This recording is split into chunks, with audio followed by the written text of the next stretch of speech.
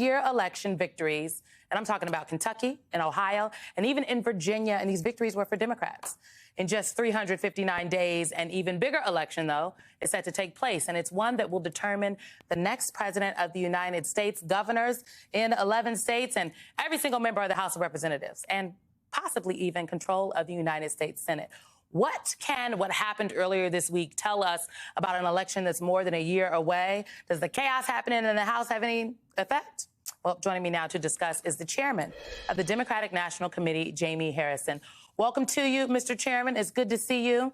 I want to start. Very good to see you. Thank you for being able to make it.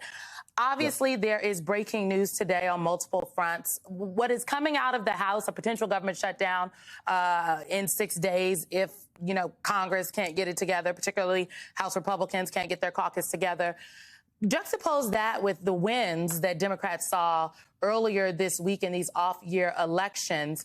Do you feel like you all have the momentum at your back, that this chaos is playing out in your favor? Well, Simone, first and foremost, I want to say happy Veterans Day to all our veterans and their families. And, that shows you and give you a demonstration of the different and the contrast between Democrats and Republicans.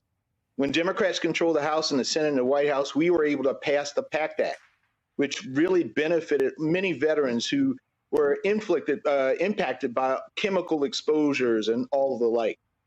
This Congress, run by Republicans in the House, can't even pass the VA bill. I mean, really, Simone, this is about hope versus fear and progress versus chaos. And we see with the Republican Party that they are all about chaos. That's what these elections last Tuesday were all about. When you vote for Democrats, you vote to protect our freedoms and you vote to protect democracy.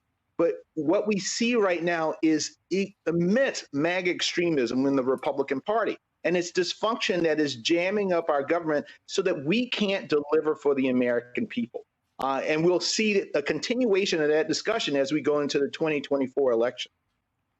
Are you concerned that the American people won't actually differentiate between Democrats and Republicans when it comes to what's happening or not happening in Congress, and they just say Congress is broken, elected officials in Washington are the problem?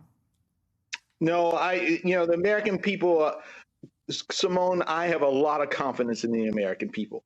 And, when people have been counting us out, they counted us out in the midterms, and we thought that this big red wave, or some thought that the big red wave was going to take place, and it turned into red tears. They said that we were going to lose in places like Virginia and Kentucky this last election. But the American people, again, with a sense of who is in their corner, who's fighting for them, knew better, and they voted for the Democratic Party. Again, the party that's protecting our freedoms, protecting democracy.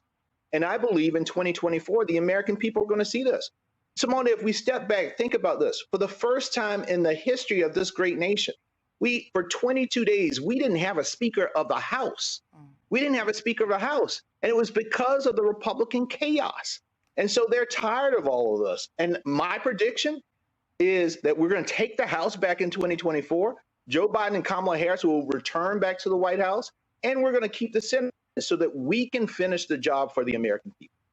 So, Jamie, let's talk about that then, because, I read the news, I talk about it. I've been on a lot of panels this week, and there have been a number of polls coming out, a lot of analysis talking about the president's low approval ratings. And then you juxtapose that with what happened in these elections on Tuesday, where Democrats did really well due to abortion. But I would also argue that a lot of the winning Democrats, they ran on Biden's agenda, but they didn't necessarily use some of the language that the White House is using. So are you concerned about these poll numbers? I know that the New York Times Siena poll, Battleground poll, is a year out, but there are some concerning trends. Are you concerned? Well, Simone, since I've been chair now a little over 3 years, I'm going to use a phrase from our good friend Antoine Seawright. These polls have continuously counted us out, and we have continuously shown them that they don't know how to count. Democrats have performed well every election cycle since Joe Biden has been president. And that is because we have committed the resources on the ground so that we can reach out to the American people, make our case. And the most important poll is the one that happens on election day. And in those polls, we got A pluses. bless her heart, Ronna McDaniel. I know she is struggling right now, and we're going to make her continue to struggle in 2024 because the American people know who's on their side, and it's the Democratic Party.